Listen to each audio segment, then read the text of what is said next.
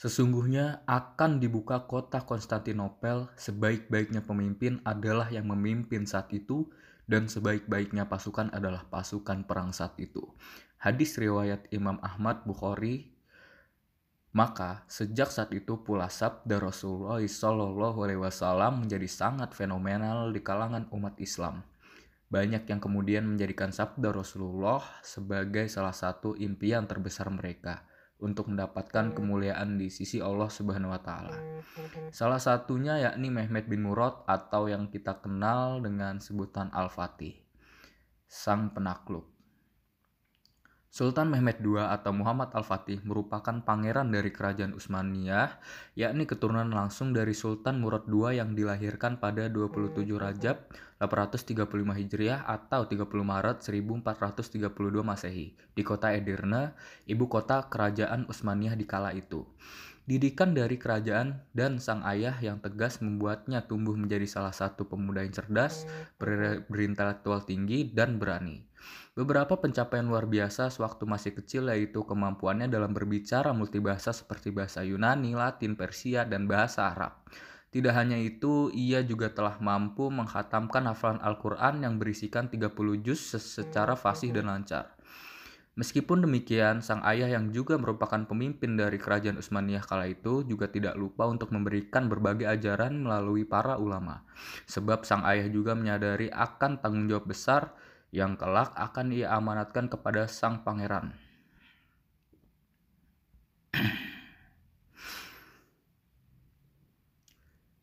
Dengan berbagai kecerdasan yang dimilikinya, Muhammad Al-Fatih pun dengan cepat diangkat menjadi pemimpin kerajaan Utsmaniyah pada saat umurnya yang relatif masih muda, yakni 19 tahun. Sabda Rasulullah yang merupakan impiannya sejak dahulu lantas ia jadikan sebagai salah satu program terbesarnya ketika ia memimpin sejak tanggal 5 Muharram 855 Hijriah atau 7 Februari 1451 Masehi. Tidak secara langsung menyerang Konstantinopel, ia pun membuat beberapa kebijakan strategis terlebih dahulu seperti kebijakan militer dan politik luar negeri. Kebijakan tersebut membuat beberapa daerah yang memiliki kerjasama dengan kerajaan Utsmaniyah harus menghilangkan pengaruh kerajaan Romawi Timur secara politis dan militer.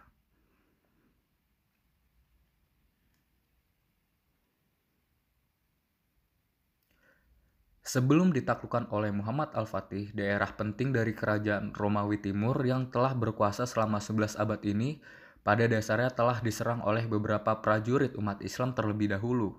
Sebab beberapa bangsa yang mencoba untuk membuktikan sabda Rasulullah tersebut ternyata tidak cukup kuat untuk menembus benteng pertahanan Konstantinopel yang dibuat dengan sangat rumit.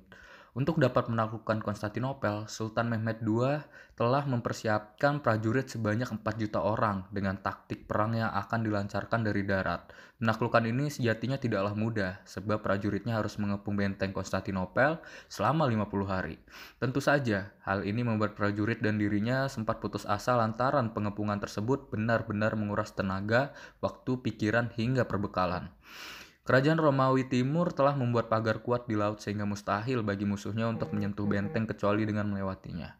Hal ini tidak membuat Al-Fatih patah semangat. Pertahanan dari Bizantium ini justru memunculkan strategi perangnya yang sangat cerdas dan luar biasa. Ia memutuskan untuk menggandeng dan melumuri minyak pada 70 kapal besarnya untuk melintas Galata ke Muara dalam waktu kurang dari 1 malam. Keesokan harinya, kerajaan Romawi Timur panik dan tidak menyangka bahwa pasukan Al-Fatih akan menyerang Konstantinopel dengan menyeberangkan kapal-kapal besar mereka melalui jalur darat.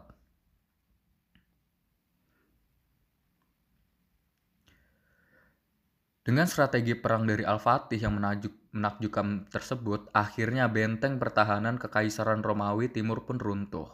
Tembok yang diklaim sebagai simbol kekuatan Bizantium ini tak tersisa sehingga secara langsung kota ini jatuh ke tangan kaum muslimin. Al-Fatih yang pada saat itu masih berusia 21 tahun akhirnya memasuki kota Konstantinopel dan turun dari kudanya untuk melakukan sujud syukur.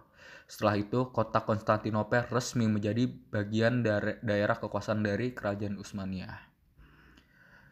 Pada masa kepemimpinannya, banyak terobosan yang dilakukan untuk memakmurkan kerajaan dan masyarakatnya melalui kecerdasannya. Selain itu, Sultan Mehmed II ini juga mendirikan bangunan yang penting seperti masjid dengan jumlah lebih dari 300 bangunan, 57 sekolah, hingga 59 tempat pemandian.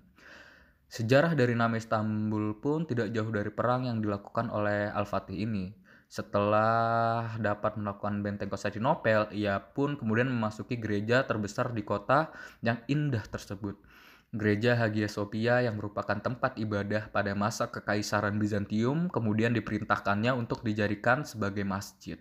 Tidak hanya itu, sebagai simbol kemenangan pasukan dan umat Islam, maka Konstantinopel tersebut kemudian diganti menjadi Istanbul yang memiliki arti negeri Islam.